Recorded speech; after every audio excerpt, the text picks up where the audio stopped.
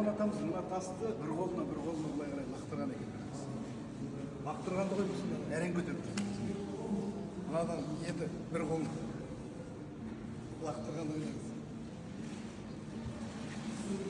Кәдімгі жаттыққан ғой бейт. Мына қолына. Бұл жігіттер кішке жаттық тұру үшін. Бұл тас, кіртас. Бұл тас енді атамыздың жаңағыдай нағыз білегінде ойнатқан тасы ғой. Бұл тасты енді отан соғысы басталады да біздің атамыз әскери комиссариатқа барып сұранады екен. Мен бір немісті бойында қара күшіммен өлтірсем де соғыстың жеңісті жақындатуға өз үлесімді қосқым келеді дейді. Бірақ әскери тәртіп бойынша 70-тен асқан қарт кісі майдан ұрыс даласына алынбайды.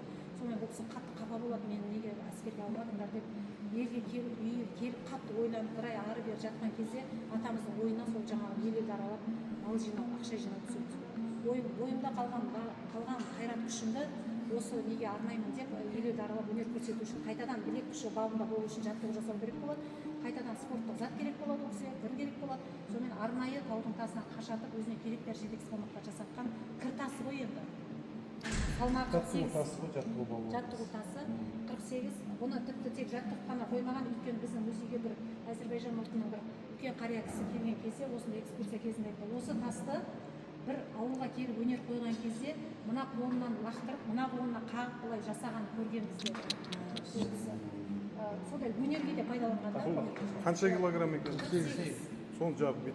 Екі қолға лақтырып, жәңгермен сияқты жасаған көрген қариялар болған екен. Мынау сол тас деді, салмағы 48. Бұл енді 3 фут қой енді. Бұл тасымыз біздің Қажымхан атамызға қатысты. Бұнда өте қызықты тарихы бар. Біз 18 жылы тамыз айында осы тасты бізге біздің облысымыздағы Түркуаз деген ауданда Үрбұлақ деген ауыл бар. Біз бұрында музейіміздің қорында сол ауылдан келген тас болатын. Бірақ сол тасты алуға барған кезде біздің музейдің бұрынғы қызметкерлері естіген. Ол ауылдың өзі тасты таулы ауыл болғасын атамыз көбірек жиі болды. Сол ауылда ойын қойғанда көбіне тас лақтырып өнер көрсететін болған. Сол кезден бастап құлағдар болдық, бірақ осы тасты ала алмай жүрген 2001 жылдан 18 жылға дейін бұл әже бермей жүрген. Бекбауға Жаңыл деген. 18 жылы бұл кісі Жаңыл әжеміз 95 жаста тұр. Біз 18 жыл естіп барған кезде енді атамыздың аруағын сыйлады. Ол кісінің өзі қартайып 95-ге келгеннен кейін мен кеткеннен кейін менің ұрпақтарым бұның қадіріне жете ала ма, жете алмай ма деп бір сынды да апамыз бізге. Сөйтті да ойлана келе музейге өткізуді жөн көрді. Бұл тастың тарихын ол әжеміз былай деп айтады: мен бір жас отауға келген жаңадан түскен келін едім дейді. Ол шаңырақта бұл кісінің ер азаматы сол ауылдың мынандай бір үлкен бас көтерер ер азаматы ауылдың басшысы болып келеді екен. Көбіне ауылға қандай да бір сырттан үлкен мәртебелі қонақ келсе, осы шаңыраққа түсіп қонағын шығарып салатын келіні бар. Сонда бір апта бұрын ауылда Үрбұлақта жаңағы Қажымхан балуан келе жатыр, Қажымхан өнер көрсетеді екен деген жаңағы атшабарлар айтып өтеді. Сол кезде бүкіл ауыл алаңдап күтіп отырды. Қажымханды көрген бар, бұрын көрмеген бар, өте қызық болды дейді біз үшін. Сонда алғаш Қажымханды көргендегі әсерін айтады әжеміз. Өте үлкен, ол кезде күндіз бәріміз алқапта жұмыста жүреміз дейді. Күндіз ондай ойын сауық өткізуге уақыт жоқ дейді. Кешке кезек жағып ауылдың сыртына тауға көрсетеді, қырға дейді. Сонда ауыл қараң бұран кезде атамыз ат-арбамен келе жатқан кезде мына батып баратқан күнмен менің арасынан атамызды құдды бір адам емес бір арбаның үстінде бір тауда әкеп қоя салғандай болып келе жатты дейді.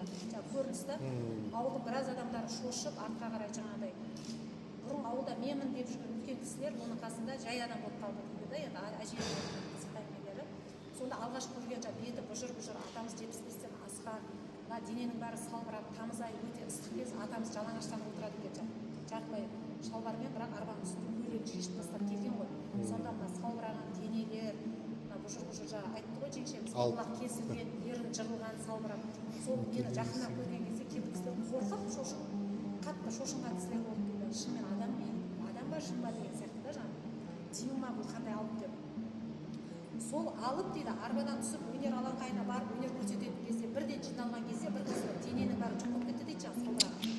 Жас жігіттің денесіндей болып, күштің бәрі әдемі формаға келіп атамыз бір басқаша болып ысылып қалды дейді.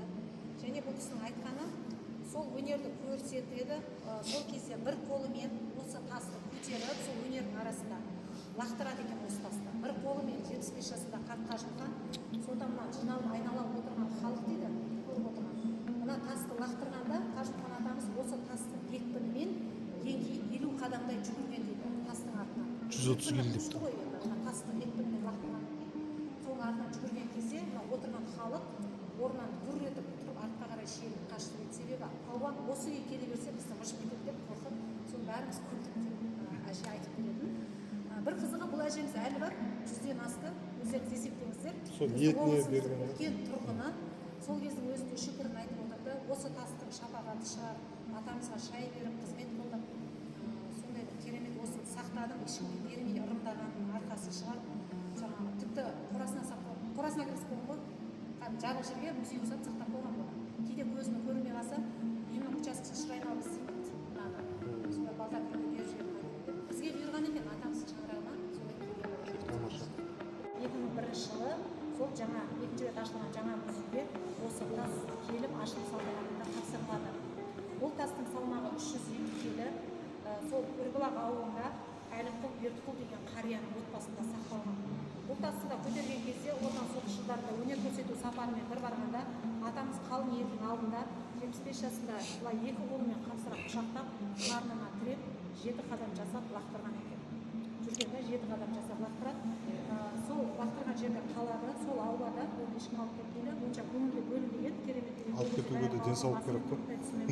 Ондай нәрсеге бөлінбей кейін 2001 жылы барған кезде ол қуанды да мына тастың сондай болды жарайды деп осы Бердіқұл қарияның ұрпақтары өзі музейге табыстаған болатын. 2001 жылдан бері біздің көрермендерімізге көзайым болып жайы бар. Формасы неге мұндай екен? Бұл тасты біз сол кезде қызметкерлердің айтуы бойынша сұраған ғой, енді біз жұмыс істемейміз. Бұл неге бұлай десе, сол ауылда көбіне мынандай орыстар көп тұрған екен да, сол елді мекенде басқа ұлттар көп тұрған қазақтармен бірге көп мынандай контор мекемелер кеңселердің алдында бір мүсіндер тұратын, сондай туынды ретінде істелініп қашалған болу керек дейді. Әу басында. Әу басында сондай да, цемент сияқты тас қой. Соған қашалып істелініп, тұғыр сияқты істелінген формада ғой.